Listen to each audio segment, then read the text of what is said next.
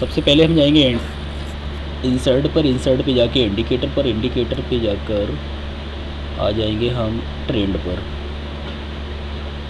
और ट्रेंड पे जाके हम एवरेज डायरेक्शनल मूवमेंट इंडेक्स जैसी सेटिंग रहेगी एज डिफ़ॉल्ट रहने देंगे। इसके बाद में हम अलग से ये अपनी तरफ से 2 लेवल लगाएंगे, एक 20 का लेवल और एक 50 का लेवल।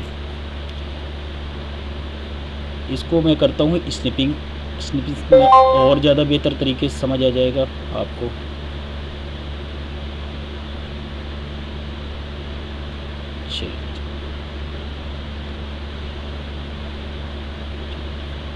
इसमें देखेंगे, इसमें 2 लेवल हैं। एक ये लाइन है गोल्डन लाइन, जिसको 50 की लाइन बोलते हैं, ये हम समझने के लिए अलग से अपनी तरफ से लगा देते हैं, कस्टमाइज़ करके आप कितनी भी कर सकते हैं इसको भी। और एक ये लाइन है, इसको 20 की लाइन बोलते हैं, या 20 लेवल बोलते हैं।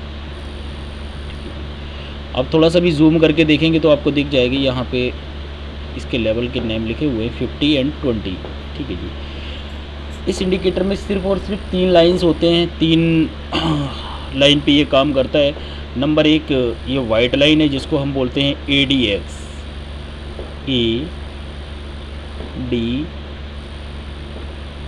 ADX।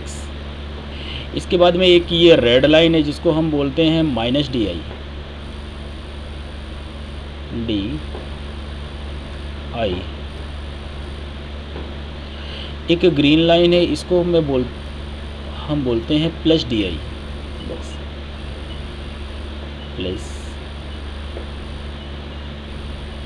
+DI। बस ये इन्हीं 3 लाइंस पर काम करेंगे और इन्हीं 3 लाइन को हमें समझना होगा। सबसे पहले जब हर हाल में हमें देखना है कि हर पोजीशन पे हमको ये जो वाइट लाइन है, ये हर पोजीशन में 20 के ऊपर होनी चाहिए, चाहे वो सेल की पोजीशन हो या बाई की पोजीशन हो। सेल पोजीशन में क्या देखना है कि 20 के ऊपर रेड लाइन और वाइट लाइन दोनों 20 के लेवल से ऊपर होंगी, तब वहाँ पर सेल आ जाएगा। मार्केट में भी सेल आई हुई है, आप देखेंगे जहाँ जहाँ पर भी ये रेड लाइन और वाइट लाइन दोनों 20 के ऊपर हैं, तो वहाँ सेल आई हुई है। इन केस जैसे ही मार्केट के अंदर हम देखेंगे कि ग्रीन लाइन और वाइट लाइन ये दोनों 20 के ऊपर हो जाती हैं, फ़ौरन वहाँ पर बाय का सिग्नल आ जाता है। भले ही थोड़ी देर के लिए आए, लेकिन बाय ज़रूर आपको मिलेगी। जिस जगह पर भी ये ग्रीन लाइन यानी कि +DI और ADX दोनों एक साथ ऊपर 20 के आए हुए हैं।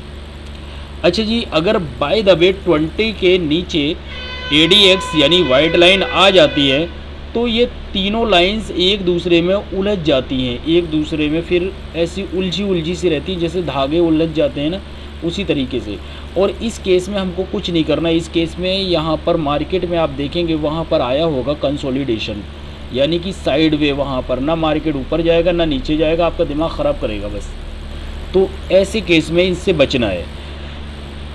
अगर ये वाइट लाइन 50 के लाइन को टच करे, या फिर 50 की लाइन को इस 50 की लाइन को टच करे, या फिर 50 की लाइन को क्रॉस करके ऊपर जाए, तो मार्केट में ट्रेंड को और ज़्यादा स्ट्रॉन्ग माना जाता है कि अब मार्केट में हमें स्टे करना है, हमको निकलना नहीं है, क्योंकि आने वाला जो ट्रेंड है वो बहुत ही ज़्यादा स्ट्रॉन्ग है। आ जाइए, अब आते हैं हम मेन चार्ट पर। इतना हमने आपको बता दिया, इसमें इसके जो नाम वगैरह हैं वो सारी चीज़ें। अब हम मेन चार्ट पे आते हैं। मेन चार्ट पे देखेंगे कहीं कहीं पर क्या है कि कहीं कहीं पर हमको बाय का सिग्नल मिल रहा है, लेकिन असल में वहाँ पर सेल है, असल में सेल है और बाय का सिग्नल मिल रहा है। जैसे आप यहाँ पर देख लें, इस जगह पर ग्रीन लाइन भी ऊपर है और वाइट लाइन भी ऊपर है। इसके बाद में मार्केट ने थोड़ी सी हल्की सी बाय दी, उसके बाद में देखो मार्केट फिर से डाउन हो गई। तो इस केस में क्या करना है, ऐसे कैसे हमको समझना होगा।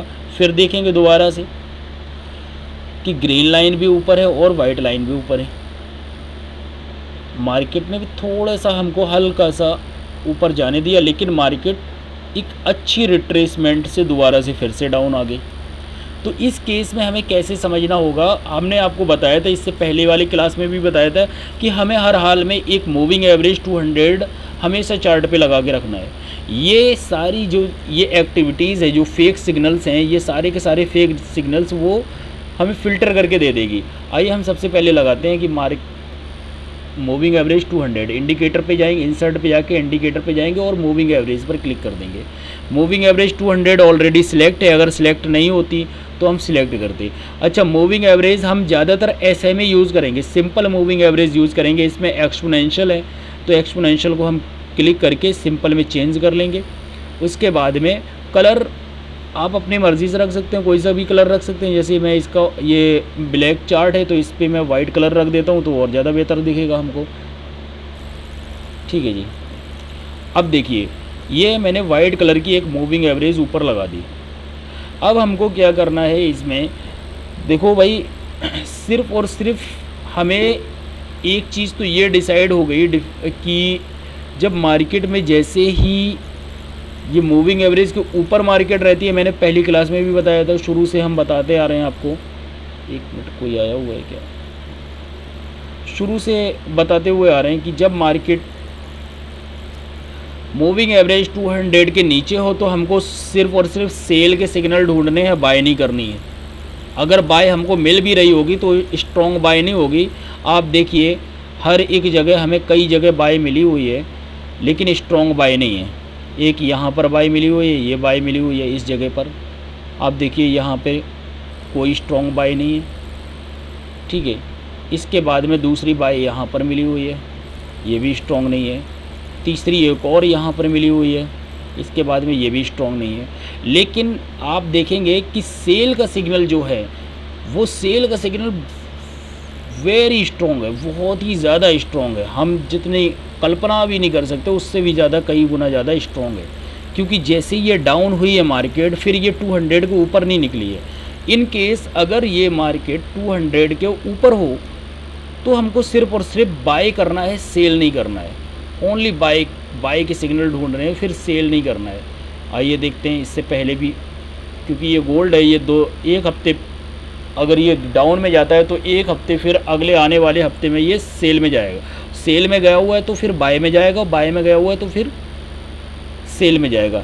ये इसकी एक ख़ास बात है। हो सकता है 1 महीने का ये रेशियो लेकर चलता है कि अगर 1 महीने ये बाय में रहेगा तो 1 महीने सेल में रहेगा, 15 दिन बाय में रहेगा, 15 दिन सेल में रहेगा।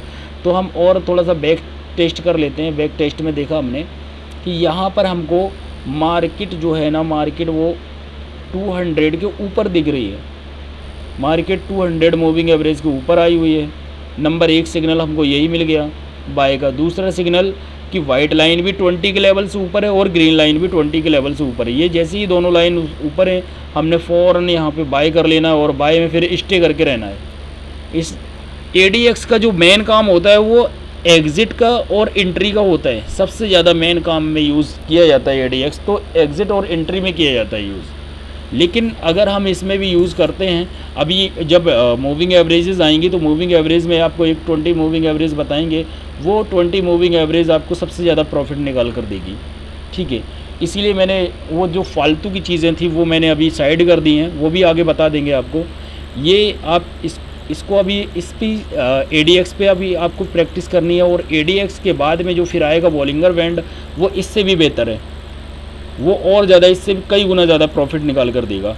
आपको अपना रेशियो लेकर चलना है, आपको अपना टारगेट लेकर चलना है, चाहे वो डेमो अकाउंट हो या रियल अकाउंट हो, सभी पे टारगेट लेके चलना है। गोल्ड है तो 1:2, 1:4, 1:6, जितने का भी आप टारगेट ज़्यादा से ज़्यादा रख सकते हैं।